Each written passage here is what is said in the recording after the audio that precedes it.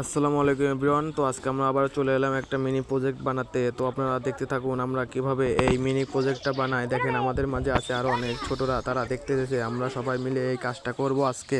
তো দেখতে থাকেন কিভাবে করি। প্রথমে আমরা মোটরটার সাথে ব্যাটারিটা কানেক্ট করে নিচ্ছি। এগুলো ছোটোখাটো কানেক্ট না করলে পরে আবার এগুলো ভুল হয়ে যাবে, তাই এগুলো আগে কানেক্ট করে নিচ্ছি।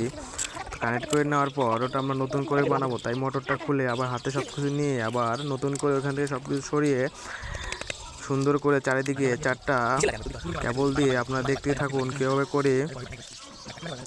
এখন আমরা একটা ঢুকিয়ে দিলাম, ঢুকিয়ে দেওয়ার পর ওটাতে মাটি দিলাম। এখন নতুনটা একটা এসে আর একটা ঢুকিয়ে দেব এবং আপনারা দেখতেই পাচ্ছেন একে একে সব কিছু করে দিচ্ছি। এবং আজকের এই প্রজেক্টটা বানাতে আমরা যে কয়জন কাজে ছিলাম সবাই অনেক ভালো কাজ করেছে এবং অনেক মনোযোগ দিয়ে কাজ করেছে। আজকের প্রজেক্টটা সুন্দর করার জন্য তারা অনেক কষ্ট করেছে, তাদেরকে অসংখ্য ধন্যবাদ।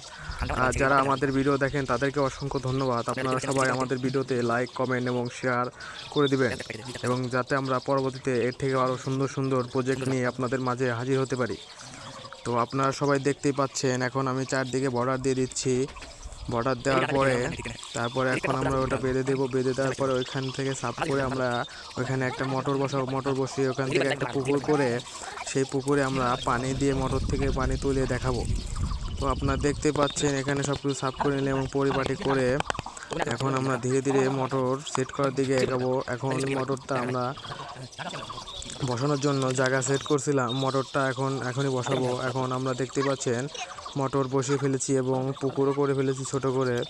এখন দেখেন আমরা কীভাবে পানি তুলে আমাদের এই ছোট ক্ষেতের পাশে একটা ছোট ক্ষেত আছে, দেখেন পাশে ওই ছোট ক্ষেতে আমরা পানি ছেঁচবো এবং একটা পোল থেকে আমরা